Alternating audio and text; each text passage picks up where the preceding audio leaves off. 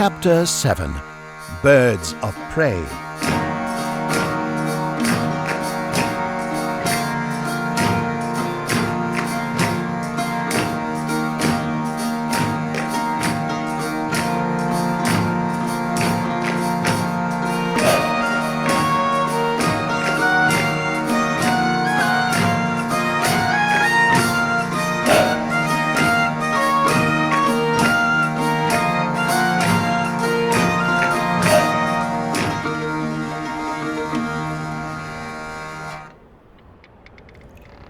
As a raging storm below deck, Finlay was on his footpaws trying to escape his bindings of metal clinks and clatters, a thick string of chain anchoring him to the ship's wooden frame. Yanking at the manacles, he hoped he would have the strength to rip them apart with every tug he gave. But even flapping his powerful wings and trying to fly out of his binds proved to be futile. He landed in a lump of frustration and exhaustion, breathing heavily from the efforts. As he pushed himself upright, he heard the muffled laughter coming from the cage beside him. Rootbag. Sorry. I didn't wake you, did I? With the racket you made, I'd be surprised if the whole ship isn't awake by now. Right. I thought I could live bound like this for a few days, but I just can't. Ugh. Finlay grumbled at the sight of his bounds, growing ever more tired of the metal sound of 100 small chimes taunting him and his freedom. Again he tugged at the chains, and again nothing would budge. But still he kept fighting with all his might, ignoring the pain that would show itself through the blood that would trickle onto the floorboards. Rootbag watched and winced at the persistence of Finlay's efforts. Something welled within her, causing her to feel a sense of panic. Right now, Finlay. Calm yourself, please. Finlay looked to see that she was watching in horror at the sight of his blood staining the wooden planks, and in an exhausted huff, he let himself pause, sit and rest on the floor a moment. Are you all right, Rootbag? You look as if you're about to faint. I'm fine. Just not used to seeing a creature want freedom so badly that he's willing to bleed for it. Finlay heard Rootbag's heavy, panicked breaths as she took a moment to recover. I'll be right in a moment. Don't worry about me, love. He felt bad for making her endure his enraged frustrations, but all he could focus on was getting free from captivity, to find that marmot captain and end this misery. He took a breath of his own as he watched Rootbag slowly recover. Hoy, you don't give up easily, do ya? Sorry. I'm not used to being bound and kept as a slave. I'm a free creature, you know. Like you used to be. Right, like I used to. I can hear someone coming. By the fang! You have as good of hearing as a bat! With a quiet creak, the door opened, letting the warm sunlight from the early morning into the room like a continuous flash of silent lightning. Brian's silhouette was standing in the doorway for only a moment before the door closed again, hardly making a squeak. Brian's footpaws ticked each time he led a step down the stairs. His voice was kept low as he called to Finlay. Finlay, mate. You still there? Good grief! What a question to ask, isn't it? The chain that bound Finlay's ankles clinked and rattled as he made motion of them. Right, sorry. Good to see that you're awake. I haven't much time before I'm noticed missing, so I need you to listen carefully. I have a plan brewing to get us out of here, but I need your help. I can try to help as best I can, but I'm no warrior. That's where you're wrong, my friend. With a little training, we can put your strength to good use. We just need to bide our time for the right moment. In any case, I have a question for you. Seeing as you're a bat, you would have knowledge of most strange artifacts that exist in this land, right? Brian's excited nature continued, not even noticing Finlay's posture change to a more awkward slouch. Well, in the cabin up there, I caught sight of something I couldn't make heads or tails of. It was a small round thing, with two needles that point in two directions, separate from the ship's heading. Do you know what that could be, mate? Rootbag's ears twitched curiously after she heard Brian's description of the object he had inquired about. Still, she remained silent and tranquil, careful not to show her living presence, as Finlay began to answer Brian's question. Actually, I don't. My elders and instructors would. I suppose my mind was filled with other ideas. Sorry, I'm of no use there. Drat. Well, in any case, I've brought another scrap of victuals, since we need your strength when that scoggler frees you in the morrow. Brian reached for the scrap of a scone hiding in his hood and gave it to Finlay, who took it more graciously this time and began to eat it, only conversing between mouthfuls. We? You mean there's someone else working to help us escape? How do we know they can be trusted? Because he's the finest sailor on the seas. And something says he doesn't like that marmot captain any more than you do. I'll introduce him to you the next time we dock at shores, as that's when we'll have the chance to take the ship over. Until then, we need to keep our eyes low but our ears open. Listen, I must go now, as they find my presence missing. Good luck, my friend. Right. Ears open. Brian left Finlay up the stairs and back to his appointed position at the galley, closing the door behind him. Drat. I wish I had learned what I was taught that day. Finlay cursed the fact that he had been daydreaming of adventure off in the horizon, lost in his own imagination and dreaming of glory. I do believe I know what he's going off about there. Rootbag's voice brought Finlay's mind back to the present, and she began to explain. That thing he's talking about is what Scoggler called Sir Seedwell's Rose. Something he believed to point to the treasure he's been searching for. It's said to have a scribe on its bottom of how to find the treasure with it. The problem is, Scoggler can't make heads or tails of it. Sadly, that's all I know for now. Finlay realized that Rootbag was hinting to the last bite of food he possessed in his wing claw. Ah, right. Here. The scrap was tossed close enough for Rootbag to catch it. She sat at the bars eating nibble by nibble until it was all gone. Not the best scone I've had, but it was better than beetles, I suppose. There was a hushed moment as Finlay waited for Rootbag to continue her explanation of the mysterious object. Well, was there anything more you knew of it? No, that's all I could remember. Rootbag suggested. Her voice swirled in mischievous playing. What? So I gave you my last bite for nothing? Hold on now, sweetie. I didn't say that I couldn't help some. No need to get your ears in a knot. Right. Now listen carefully. Rootbag began to explain her plan to Finlay, keeping her voice low, as if she noticed someone listening. But, alas, who would notice the little shadow just outside the door? On mainland, the storm from the night before had crept its way to the campsite of the weasels and small woodland slaves, drenching everything left unprotected from its deluge.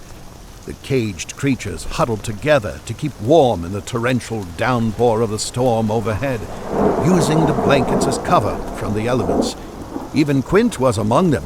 Runa made sure of that. They did their best to conceal their misery from the slave drivers hiding in the poorly pitched tent close by. Stubb, Scratchnose, and Red-claw were warming their paws in the pitiful fire that would nearly blow out with every gust of the tempest, whilst Slagg hid himself in the back of the tent, away from the rain. Scratchnose noticed this, and in his nasally tainted drawl, gave way to a remark. What are you doing all the way back there, matey? I thought that the rain wouldn't bother a seafaring beast such as yourself. Slagg shivered in disgust at the thought of cold, wet curtains of showers blowing in the tempest outside, though he tried to hide it, giving his excuses to his cohorts. I be. Problem is, this ain't the seas, mate. Besides, I'm making sure these victuals are good and dry. Ha! Good and dry? Methinks first mate's all washed up, and ready to retire to the farmlands like the rest of them landfolk. Hey! What'd you toss that for? The object that had hit Red-claw was one of many, as the enraged Slagg fumed indignantly and began chastising the three of them mercilessly, with the hard bits of food he knew would hurt the most to receive. All washed up, eh? I'll show you who's all washed up, you piss-for-brains water guppy. Here, have some more hardened pine cones, why don't ya? He sent all three sprawling out of the tent, screaming mercy into the rainy afternoon of Fallen Peak Islands. Not stopping there, he threw the burning remnants of the small campfire at them, chasing them out further into the surrounding shrubbery. The caged crowd of young, free-spirited creatures laughed at the abrupt turn of events. Suddenly, the weasels were out in the cold, wet expanse, suffering at the hands of Slagg. Serves you right, you big, vile old vermin scum! Quint yelled with an air of revenge coloring his tone.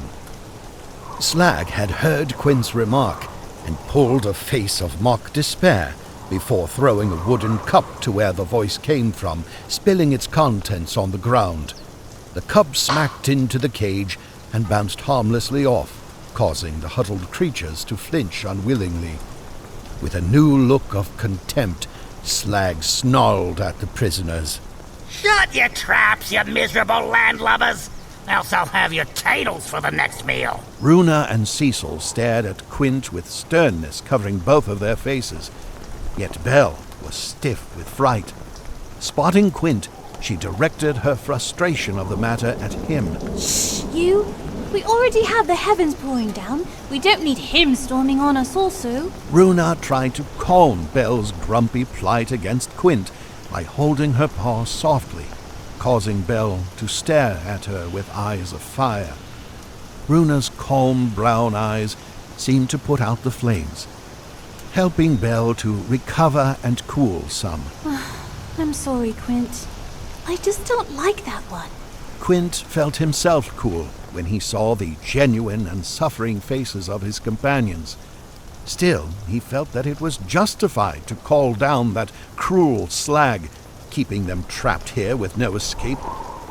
There was no sound from any of the other creatures to be heard. Satisfied with his vengeful plight, Slagg winced as he looked up to the cloudy forms looming, only to retreat inside the covers of the tent when a drip splashed his snout, closing the flaps from the outside world behind him.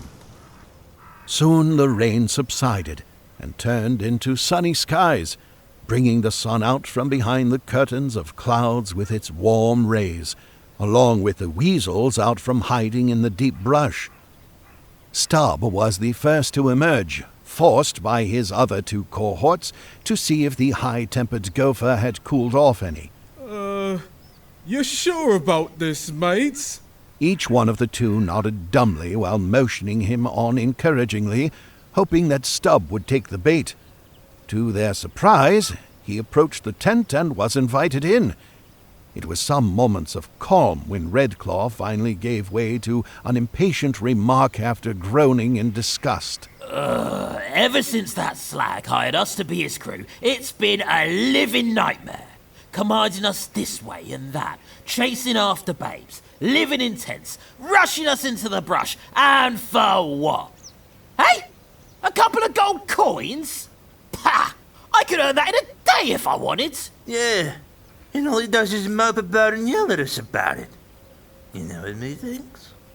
Me thinks we should. Quiet! Red-claw had slapped his paw over his companion's mouth to shut him up as he stared at the opening in the tent that Stubb had begun to emerge through, back first.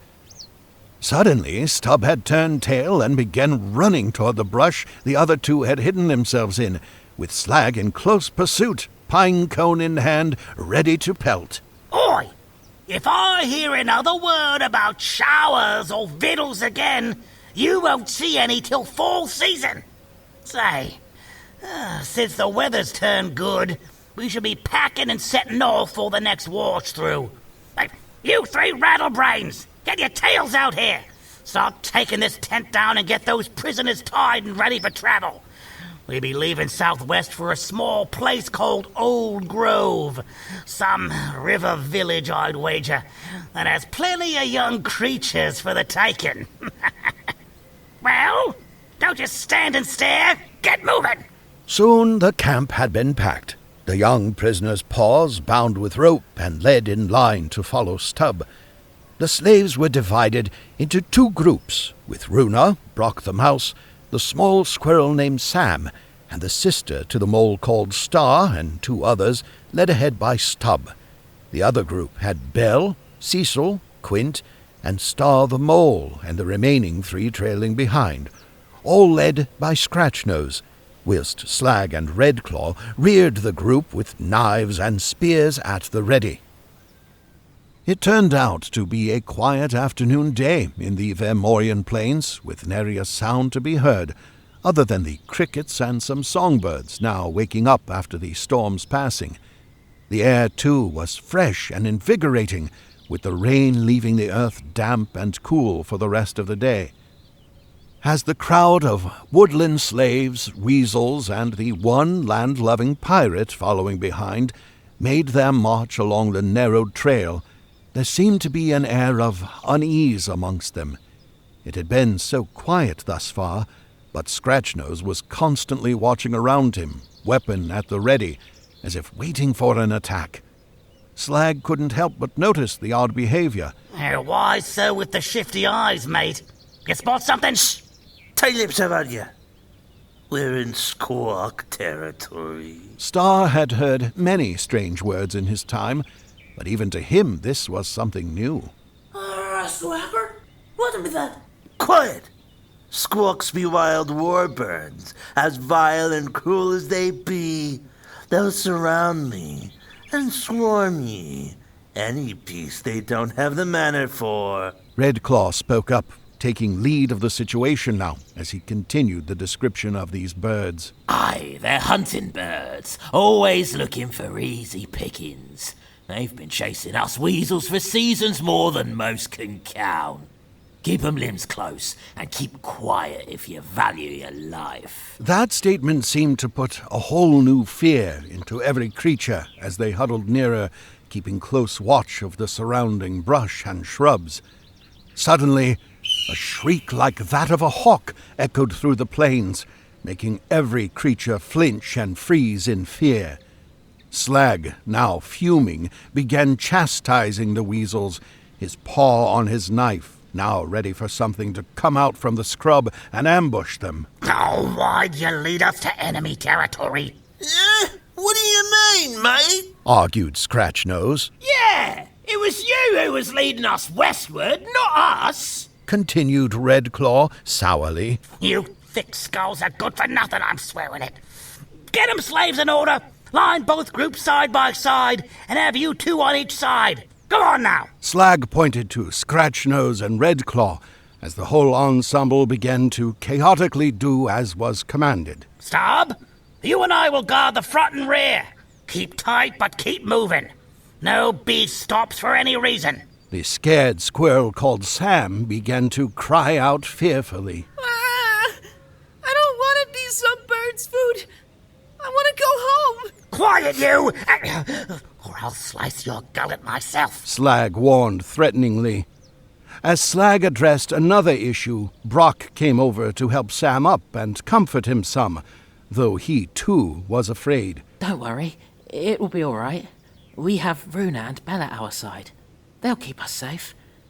I hope. Sam kept weeping, not convinced of Brok's half-hearted attempt to reassure him. Belle noticed how scared everyone was, and immediately felt a responsibility for them all. In a strong yet calm, motherly tone, she addressed Sam, helping him up. Worry not, Sam. I will keep you safe, the both of you. But I believe you 2 have families of your own, don't you? They both nodded, but Brok was the first to answer, showing his bravery before Sam. I was taken from my tribe on our way to Burrowside Fields, near the town. Oh, I miss them already. Oh, sweetie, I'm sorry. Sam spoke up next, not wanting to be left out. I was following my nose to find me some raspberries when they threw the net over me and tied me up. I want to climb up the tree to see my family again. I'm sure you do, Sam. I will... Belle was cut short when another louder shriek echoed forth from the plains, bringing with it a new wave of fear from every beast alive. The group kept at a slow pace forward when a stray rustle and a twig snap emanating from a nearby blackberry bush caused everyone to pause in their tracks. Sam began sobbing again as Brok started to panic. Seeing this, Belle knelt down and wrapped her arms around both to help comfort them and quiet them in a frightened yet caring embrace. Hush now. It will be all right. Slagg took notice of the 3 smaller creatures who weren't in line and snapped them into formation with his aggressive underbreath whisper. You 3, get yourselves in line if you want to live. Now! Belle directed the other 2 as she was told, her paw guiding them forward in line with the rest of the others, though not in good temper. Right. Nothing but a bug landing on an old twig. Get yourselves heading forward. With that, every creature slowly started on the trail again, cautious and unhurried, praying to pass this stretch of trail safe and alive.